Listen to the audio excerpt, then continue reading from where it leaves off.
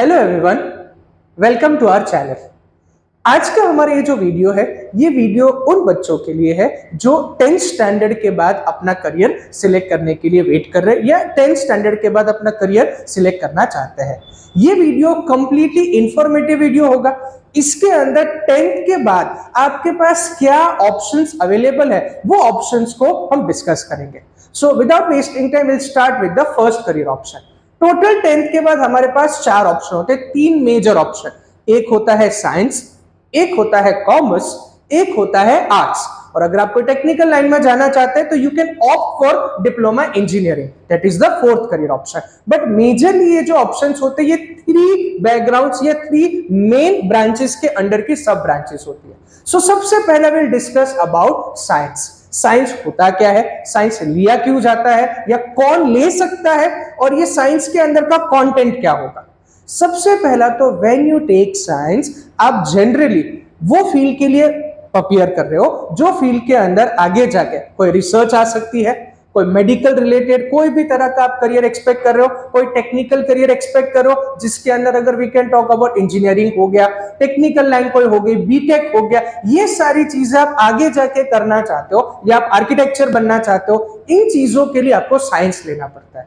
अब जब हम 10th स्टैंडर्ड हमारा देते हैं, उसके बाद जब हम 11th स्टैंडर्ड साइंस में एडमिशन लेते हैं तो ये जनरली कैसे चलता है और ये क्या सब्जेक्ट्स आते हैं।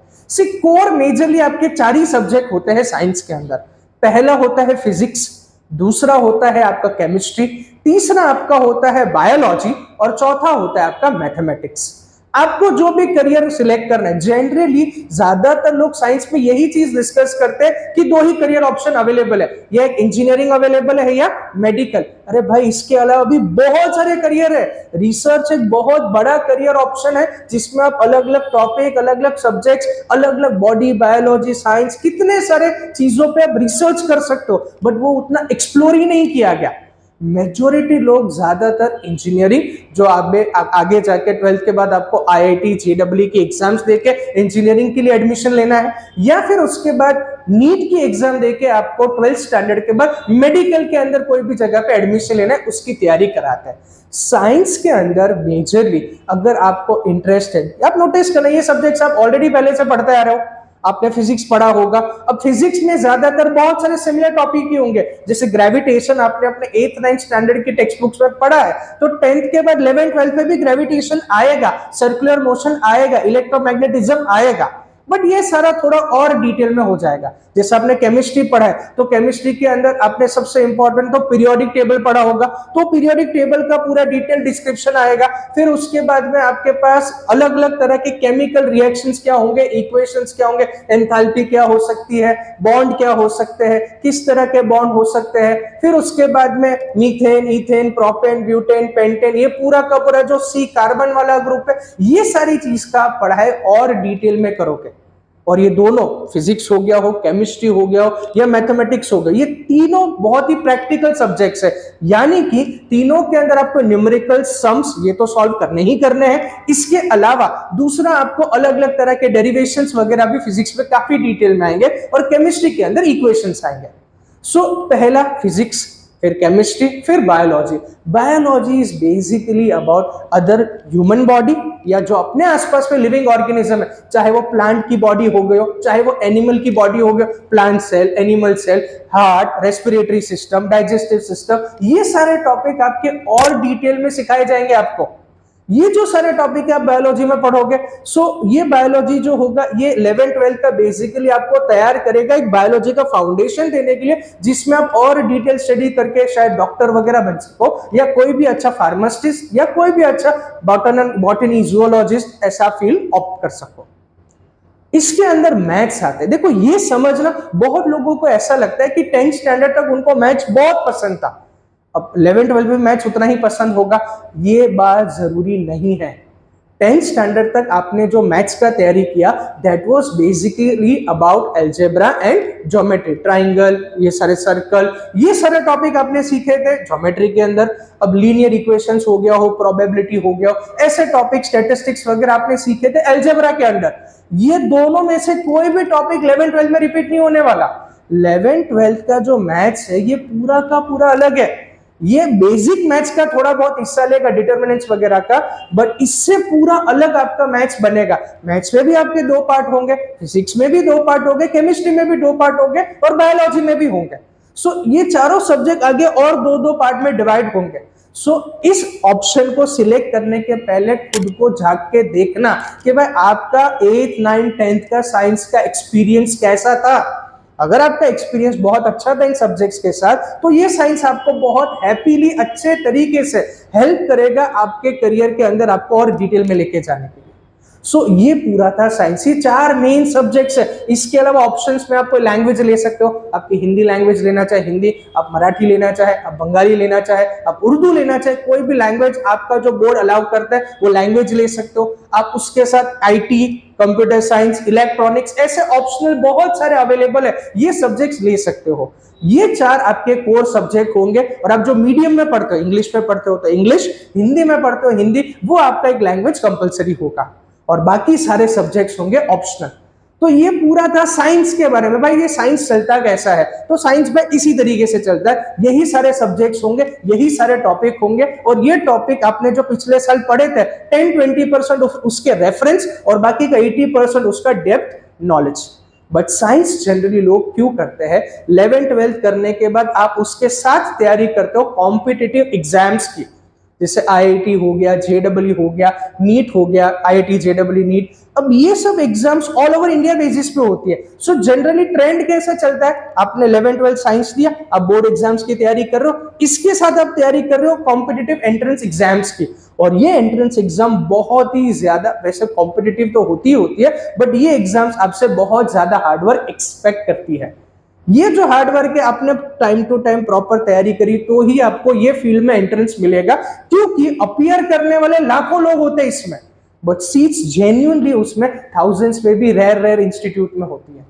इसीलिए बहुत ही स्ट्रॉन्ग फील्ड और बहुत ही कॉम्पिटिटिव फील्ड बन जाता है। अपने आप को एनालाइज करना, मैंने इसके पहले एक वीडियो बनाया था पूरा डिटेल में, वो वीडियो के अंदर मैंने मेंशन किया था कि करियर कैसे समझा जाए, उसके 3 से 4 स्टेप है और उसके अकॉर्डिंगली आप आपके फील्ड के ऊपर वर्क करना। ये पहला पार्ट था, that was about science. Second career option, 10th के बाद आपके पास जो सेकेंड करियर ऑप्शन है, सेकेंड स्ट्रीम जो अवेलेबल है, वो है कॉमर्स। अब कॉमर्स एग्जैक्टली क्या होता है, कॉमर्स के अंदर सिर्फ बिजनेस तो आप कोई भी फील्ड लेके कर सकते हो। कॉमर्स के अंदर आपको ज्यादातर ट्रेडिंग, फाइनेंस, बिजनेस, प्रोफेशन, इन चीजों के बारे में बताया जाता है। अब कॉमर्स में आता क्या है, कॉमर्स में आप सीखते क्या हो, समझते क्या हो, कॉमर्स के अंदर आगे करियर ऑप्शंस क्या हो सकते हैं। चार्टर्ड अकाउंटेंट, उसका एक बहुत इंपॉर्टेंट प्रोफेशन है। इसके अलावा फाइनेंस फील्ड में जाना चाहते हो आप, मार्केटिंग, कॉमर्स में होता क्या क्या है, फाइनेंस होता है, मार्केटिंग होता है, फिर उसके अलावा मैनेजमेंट होता है, और थोड़ा बहुत अलग अलग सेगमेंट से अगर देखने जाए तो ह्यूमन रिसोर्स मैनेजमेंट होता है। बट मेजरली ये फाइनेंस, मार्केटिंग, मैनेजमेंट, ये 3 मेजर पिलर होते हैं जो आप कॉमर्स में जाके अचीव कर सकते हो, और ये 3 मेजर इसके फंक्शंस होते हैं। अब कॉमर्स आप जब लोगे तो उसके अंदर क्या सब्जेक्ट्स आएंगे, सिमिलर टू अकाउंट्स, या sorry similar to science, commerce के भी बहुत सारे सब्जेक्ट्स होते हैं। अब क्या सब्जेक्ट्स होते हैं समझ लो। देखो साइंस में है ना, सारे के सारे प्रैक्टिकल सब्जेक्ट्स होते हैं, फिजिक्स हो गया, केमिस्ट्री हो गया, बायोलॉजी हो गया, बायोलॉजी थोड़ा बहुत थियरी पर डायग्रामेटिक है, मैथ्स हो गया। कॉमर्स में ऐसा नहीं है, कॉमर्स में मेजरली सिर्फ 2 ही प्रैक्टिकल सब्जेक्ट्स होते हैं। एक जो आपका कोर सब्जेक्ट वो है अकाउंट्स, बुक कीपिंग। अकाउंट्स ये सब्जेक्ट आपका 11th स्टैंडर्ड से स्टार्ट होगा, जब तक आप कॉमर्स में रहेंगे तब तक आपके साथ होगा। इससे बहुत सारे फील्ड कनेक्टेड होते हैं, फाइनेंशियल अकाउंटिंग बोल सकते हैं, मैनेजमेंट अकाउंटिंग बोल सकते हैं, कॉस्ट अकाउंटिंग बोल सकते हैं, बहुत गहराई में जाते हैं सब्जेक्ट। अकाउंट्स आपका एक मेन सब्जेक्ट हो गया। दूसरा एक बहुत बढ़िया बात क्या है, यहाँ पे मैथ्स अवेलेबल है, बट ये कंपलसरी नहीं है, ये ऑप्शनल सब्जेक्ट है। आप चाहे तो मैथ्स रख सकते हो, आप नहीं चाहे तो मैथ्स को ड्रॉप करके उसके बदले में सेक्रेटरियल प्रैक्टिस है, हर स्टेट का अपना अलग अलग डिपार्टमेंट होता है, उसको ड्रॉप करके आप दूसरा कोई भी ऑप्शनल सब्जेक्ट ले सकते हो। जैसे महाराष्ट्र में secretarial practice which is called SP, ये एक अच्छा ऑप्शन अवेलेबल है।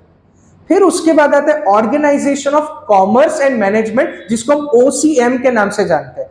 इसके अंदर कॉमर्स के रिलेटेड जो भी थियोरेटिकल नॉलेज है, जैसे मैंने बताया ना मार्केटिंग क्या है, मैनेजमेंट क्या है, ये सब आपको प्रैक्टिकली समझाया जाएगा। बट ये पूरा आंसर वगैरह जो होता है बहुत इजीली आपको याद हो जाता है। क्यों ऐसा, क्योंकि कंप्लीटली थियरी है, 1-2 बार आप रीड करोगे तो ज्यादातर आपको समझ जाएगा। तीसरा एक सेमी प्रैक्टिकल सब्जेक्ट है, दैट इज इकोनॉमिक्स। अब सेमी प्रैक्टिकल क्यों है, इसके अंदर थियरी तो है ही, उसके साथ डायग्राम्स है, थोड़े बहुत न्यूमेरिकल, थोड़े बहुत सम्स है, बट मेजरली इकोनॉमिक्स ये सब्जेक्ट आपको कंट्री का एक व्यू देगा, व्हाट इज कंट्री का ओवरऑल इकोनॉमिक स्टैंडिंग, इंडिविजुअल का व्यू देगा कि इंडिविजुअल इकोनॉमी कैसे वर्क करती है, कैसे फंक्शन करती है, इंडिविजुअल आदमी की इकोनॉमी क्या है, individual person, business, house hold की इकोनॉमी क्या है, सिमिलरली ऑन लार्जर लेवल देश की इकोनॉमी क्या है, वर्ल्ड की इकोनॉमी क्या है, जीडीपी क्या है, ये सारे टॉपिक आएगा। सो कॉमर्स के अंदर अगेन 4 सब्जेक्ट्स, एक हो गया आपका मेन सब्जेक्ट्स अकाउंट्स, दूसरा हो गया आपका इकोनॉमिक्स, तीसरा हो गया organisation of commerce and management, चौथा यू कैन टेक मैथ्स और you can take secretarial practice which is SP. अब कॉमर्स किसको सिलेक्ट करना चाहिए और क्यों करना चाहिए? सी बेसिकली बिजनेस प्रॉफिट सब लोगों की आइडियोलॉजी होती है, बट आपको थियरी सब्जेक्ट्स कितने जल्दी समझते हैं, आपको कितना जल्दी मार्केटिंग चीजों को बेचने में कितना इंटरेस्ट है, आपको लोगों को अरेंज करने में, मैनेज करने में, जैसे कोई बर्थडे पार्टी आपको दी गई, वो बर्थडे पार्टी में आपका रोल होगा सब चीजों को अरेंज करना, तो आप वो बर्थडे पार्टी कितनी सस्ते में और कितनी अच्छी एक्सपीरियंस वाली बना सकते हो, so you can be a good manager, वहां पे आपको समझ जाएगा। अपने आप को थोड़ा एनालाइज करो और देखो कि भाई क्या ये चीजें मुझे जल्दी समझ में आती है, क्या मुझे, जैसे कॉमर्स रिलेटेड अगर आपको सब्जेक्ट जानने हैं तो ज्यादातर बिजनेस हो गया, कोई बिजनेस की बातचीत चल रही है, कोई अराउंड बाइंग सेलिंग की बात चल रही है, इंपोर्ट एक्सपोर्ट की बात चल रही है, ट्रेडिंग अपॉर्चुनिटीज की बात चल रही है, ये चीजों में आपको कितना इंटरेस्ट डेवलप होता है। साइंस के ऑलरेडी बहुत सारे सब्जेक्ट्स हम पहले पढ़ चुके होते हैं, इसलिए हमको उसका जजमेंट होता है, बट कॉमर्स को समझने के लिए अपने अराउंड अपने सराउंडिंग ये एरिया को ऑब्जर्वेशन से हमको कितना अच्छा लगता है। टेक्स्ट बुक्स देख लो एक बार, जो भी 11th स्टैंडर्ड की तुम्हारे पास अवेलेबल है, नहीं तो नेट पे मिल जाएगी, ये टेक्स्ट बुक एक बार गो थ्रू करो, इसको गो थ्रू करोगे तो जजमेंट आएगा, हाँ यार ये चीज तो मुझे जम रही है, उसका थोड़ा इंडेक्स देखो, 1-2 चैप्टर रीड करो, थोड़ा उसको जानो, ये सब करोगे तो पता चलेगा कि कितना इंटरेस्टिंग वो मैटर लग रहा है। सो अगर आप बिजनेस अपॉर्चुनिटी में जाना चाहते हो, फाइनेंस में जाना चाहते हो, तो जरूर आपको कॉमर्स करना चाहिए। और कॉमर्स के अंदर कभी भी एम्प्लॉयबिलिटी साइंस से ज्यादा होती है, साइंस में स्कोप बहुत है, साइंस के अंदर भी बहुत सारे लोगों को काम मिलता है, बट अगर 100 बच्चे साइंस पास आउट निकलते हैं तो उसमें से 25-30 को ही वही फील्ड की जॉब मिलती है, जब वो रेशियो कॉमर्स में बहुत हायर एंड पे है। 100 बच्चे कॉमर्स करके बाहर निकलते तो 75-80 लोगों को काम मिल जाता है, 15-20% लोग ऐसे होते जो सेटल नहीं हो पाते, उनको कुछ और कोर्स वगैरह करना पड़ता है, बट कॉमर्स की एम्प्लॉयबिलिटी बहुत ज्यादा है। सो दैट इज कॉमर्स के बारे में। सो ये भी थोड़ा एनालाइज करो, इसको भी थोड़ा अच्छे से समझो। नाउ थर्ड करियर ऑप्शन, जो तीसरा करियर ऑप्शन हमारे पास अवेलेबल है वो है आर्ट्स। आप 10वीं के बाद कॉमर्स ले सकते हैं, साइंस ले सकते हैं और आर्ट्स ले सकते हैं। देखो आर्ट्स को है ना लोग बहुत अंडर एस्टिमेट करते हैं, बोलते हैं जिसको कोई पढ़ाई नहीं जमती वो आर्ट्स ले लेता है, ये बहुत आसान है, इसके अंदर ड्राइंग होगा, पेंटिंग होगा, डांसिंग होगा, म्यूजिक होगा, ये ज्यादातर लोगों का मिथ होता है। ऐसा बिल्कुल नहीं होता। आर्ट्स एक प्रॉपर तरह का करियर है जिसके अंदर आप एक कोई भी आर्ट्स यानी कि ह्यूमन लाइफ रिलेटेड कोई भी सब्जेक्ट का डिटेल पढ़ाई करते हो। अब इसके सब्जेक्ट्स के ज्यादातर लोगों ने, बहुत कम लोग ऐसे होते हैं जिनको ये करियर ऑप्शंस के बारे में पता होता है। देखो आज आपको अगर आपका जो 8th 9th 10th स्टैंडर्ड में जो आपका सोशल स्टडीज था, हिस्ट्री था, ज्योग्राफी था, ऐसे सब्जेक्ट्स पसंद है, वही सब्जेक्ट्स आर्ट्स में आते हैं। आर्ट्स के अंदर बहुत सारे ऑप्शंस अवेलेबल होते हैं, मैं ऑप्शंस के नाम बता देता हूँ। आर्ट्स के अंदर एक सब्जेक्ट होता है, सबसे इंपॉर्टेंट होता है साइकोलॉजी। साइकोलॉजी नाम से ही समझता है, it is about how we behave, human psychology. उसके भी बहुत पार्ट होता है, ह्यूमन साइकोलॉजी, चाइल्ड साइकोलॉजी, जैसे एनिमल साइकोलॉजी, साइकोलॉजी, ये सब बहुत डिटेल में बाद में आता है। इनिशियली तो 11th 12th में आप यही समझते हो कि साइकोलॉजी होती क्या है। सो पहला हो गया साइकोलॉजी। दूसरा होता है सोशियोलॉजी, व्हेन यू अंडरस्टैंड कि हाउ आवर सोसाइटी फंक्शनेट, हमारा समाज कैसे चलता है, समाज के तौर तरीके, जैसे कास्ट सिस्टम अपने समाज का हिस्सा है। दूसरा, हमारे समाज के अंदर देयर आर अलग अलग रूरल एरिया, अर्बनाइजेशन, फिर उसके बाद में रूरल एरिया हो गया, ट्राइबल एरिया हो गया, तो रूरल, ट्राइबल, अर्बन, इनका जिंदगी कैसा होता है, अपना ओवरऑल समाज कैसा है। समाज के अंदर बहुत सारे समाज सेवक आए थे, बाबा साहेब अंबेडकर से लेके ज्योतिराव फुले से लेके बहुत सारे ऐसे लोग, महात्मा गांधी को भी हम मानते हैं कि इन्होंने हमारे समाज को बदलाव दिया। तो क्या बदलाव उन्होंने दिया, कैसे दिया, ये समाज क्या होता है, इसके बारे में, तो दैट इज सोशियोलॉजी। तीसरा हमारा जो सब्जेक्ट आता है, ये बहुत कॉमन है, बरसों से पढ़ते आ रहे हैं, हिस्ट्री। हिस्ट्री बहुत सारे फील्ड की हिस्ट्री होती है, सिर्फ हिस्ट्री, वर्ल्ड हिस्ट्री के अंदर ह्यूमन हिस्ट्री होती है, फिर उसके बाद में सामानों की हिस्ट्री होती है, वॉर्स होते हैं, फिर उसके बाद किंग्स के बारे में होता है। अब ये चीजें तो हम बचपन से पढ़ते आ रहे हैं, बट इसके और डेप्थ के अंदर हिस्ट्री के अंदर भाई म्यूजिक की हिस्ट्री क्या है, क्रिएटिविटी आर्ट की हिस्ट्री क्या है, पेंटिंग की हिस्ट्री क्या है, फिर उसके बाद में पैलेसेस की हिस्ट्री हम सबको पता है, पैलेस में रहने वाले लोगों की हिस्ट्री क्या है, ये एरिया की हिस्ट्री क्या है, इसमें आप हिस्ट्री को डिटेल में जानते हो। चौथा again similar subject geography, it is knowing about places, उनका क्लाइमेट कैसा है, वहां का पॉपुलेशन कैसा है, वहां एग्रीकल्चर कैसा होता है, अलग अलग लोकेशन, अलग अलग जगह। प्रीडोमिनेटली आप पहले इंडिया के बारे में पढ़ोगे, फिर थोड़ा थोड़ा आप वर्ल्ड हिस्ट्री और वर्ल्ड ज्योग्राफी के बारे में पढ़ोगे। सो पहला हो गया साइकोलॉजी, सोशियोलॉजी, हिस्ट्री, ज्योग्राफी। एक और मेन सब्जेक्ट आता है जिसको हम बोलते हैं पॉलिटिकल साइंस। पॉलिटिकल साइंस के अंदर यू ट्राई टू अंडरस्टैंड, दो पार्ट होते हैं इसके। पहले तो पॉलिटिक्स क्या होता है, डेमोक्रेसी क्या होती है, इंडिया एक पॉलिटिकली बहुत स्ट्रांग नेशन, डेमोक्रेटिकली भी बहुत स्ट्रांग है, तो पॉलिटिक्स क्या है, डेमोक्रेसी क्या है। फिर उसके बाद में इंडिया के अंदर पॉलिटिकल चेंजेस हुए, पार्टी सिस्टम क्या होती है, एक पार्टी का मतलब क्या, मल्टी पार्टी का मतलब क्या, हमारे यहाँ पे इलेक्शंस होते हैं तो कैसे होता है, वोटिंग होती है तो कैसे होती है। ये समाज के जो रिलेटेड सारे टॉपिक है ना, ये हम समझते हैं। पॉलिटिकल साइंस हो गया हो, फिर उसके बाद हिस्ट्री हो गया हो, ज्योग्राफी हो गया, सोशियोलॉजी हो गया, साइकोलॉजी हो गया, बहुत सारे और सब्जेक्ट्स है इसके अंदर। इसके अंदर इकोनॉमिक्स भी एक सब्जेक्ट आता है जो कॉमर्स, आर्ट, साइंस तीनों में कॉमन है, और इकोनॉमिक्स यहाँ पे मेन सब्जेक्ट है, कंपल्सरी सब्जेक्ट। अपना अगर इंग्लिश मीडियम है तो इंग्लिश, इकोनॉमिक्स ही आपका मेन सब्जेक्ट होगा, और बाकी आप कोई भी 4 subject depending on your skills आप सिलेक्ट कर सकते हैं। आर्ट्स इजी बहुत होता है उनके लिए जिनको थियोरी जल्दी समझती है। आर्ट्स में कोई भी प्रैक्टिकल सब्जेक्ट नहीं होता। अगर आप चाहे तो मैथ्स आप ले सकते हैं, लॉजिक सब्जेक्ट आप ले सकते हैं, ये 2 सब्जेक्ट आप लेना चाहे तो ले सकते हैं। बाकी आर्ट्स में प्रैक्टिकल कोई भी सब्जेक्ट कंपलसरी नहीं है। इस रीजन की वजह से आर्ट्स स्कोरिंग बन जाता है, जिनको डिस्क्रिप्शन में लिखना, जिनको बेसिकली हिस्ट्री, ज्योग्राफी ऐसे सपना पसंद था, उनको आर्ट्स अच्छा पड़ता है। ये आर्ट्स के बारे में था। अब ये पूरा वीडियो का ये जो कंक्लूजन है, मैं क्या देना चाहता हूं ये समझो। देखो, तुम्हारे परसेंटेज के बेसिस के ऊपर तुमको ये डिसाइड नहीं करना है तुमको साइंस लेना है, कॉमर्स लेना है, आर्ट्स लेना है। ये मेरी बात ध्यान से समझना। बहुत बार मैं जब पढ़ता था या हमारे टाइम पे जो ट्रेंड होता था वो कैसा होता, तुम्हारे जितना परसेंटेज है, based on your percentage you will select a stream. अच्छा परसेंट है 80 90 ऐसा है तो साइंस ही लेना है, अगर 70 60s में है तो कॉमर्स लेना है, और अगर कम परसेंट आए तो आर्ट्स लेना है। ऐसा बिल्कुल नहीं होना चाहिए। आपका करियर आपकी लाइक्स, आपकी डिसलाइक्स, आपकी नोइंग के बेसिस पे होना चाहिए कि क्या चीजें आपको कितनी अच्छी तरीके से समझती है, और वो समझ के लिए आपको क्या करना है, रिलेट करना है कि भाई मैंने पिछले जो 7th 8th 9th की पढ़ाई जो करी थी उसमें मेरे क्या सब्जेक्ट्स मुझे कितना जल्दी समझे, उसमें मेरा स्कोर कैसा रहा, उसमें मुझे रिवॉर्ड कैसा मिला, उसमें मुझे ओवरऑल मार्क्स कैसे मिले। बेस्ड ऑन दैट और बेस्ड ऑन योर अंडरस्टैंडिंग, ये आपको बहुत जल्दी समझ जाएगा ये सब्जेक्ट मुझे अच्छा लगता है, ये सब्जेक्ट मुझे अच्छा नहीं लगता। Based on that you decide what you want to take. क्यों ऐसा? अब साइंस लो, कॉमर्स लो, आर्ट्स लो, ये दोनों फील्ड के अंदर आप अभी जस्ट एंटर कर रहे हो, 2 साल में आपको एक बैकग्राउंड मिलेगा, फिर 12th के बाद उस फील्ड के अंदर और गहराई में जाओगे। ये बहुत इंपॉर्टेंट डिसीजन है आपकी लाइफ का, और मेरे ख्याल से first time individually you are going to make this decision for yourself. क्योंकि बचपन में तो हमने थोड़ी डिसाइड किया था हम कौन सी स्कूल में जाएंगे, हमारे पेरेंट ने हमको रखा था ना, भाई जा बेटा ये स्कूल में तू जा, जो उनको अच्छा पड़ता था और उनको जो ठीक लगा वैसा। बट ये बात फर्स्ट टाइम आपकी लाइफ में आप डिसीजन लोगे, ये डिसीजन सही होना बहुत जरूरी है। और डिसीजन लेने के पहले उसकी प्रिपरेशन करो, जो प्रिपरेशन रिक्वायर्ड है वो करो, समझो, टॉपिक्स देखो, समझो उसको कि यार मुझे कितना समझता है, बहुत अच्छे तरीके से एनालाइज करो, फिर इसके कंक्लूजन पे आओ। ये तीनों का मैंने आपको जिस्ट बता दिया, साइंस, कॉमर्स, आर्ट्स, ये तीनों क्या होता है, तीनों के अपने अपने ब्यूटीफुल स्कोप्स है।